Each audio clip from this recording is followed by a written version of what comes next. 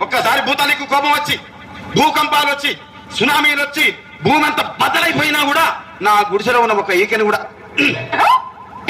అందుకే నీ మేడలు మిద్దెలు అపార్ట్మెంట్లు కాంప్లెక్స్ ఐమాక్స్ డూప్లెక్స్ టీప్లెక్స్ అందించి నా గుడిసెలు పెట్టు. కానీ ఆ మాట మాత్రం ఆ మాటనే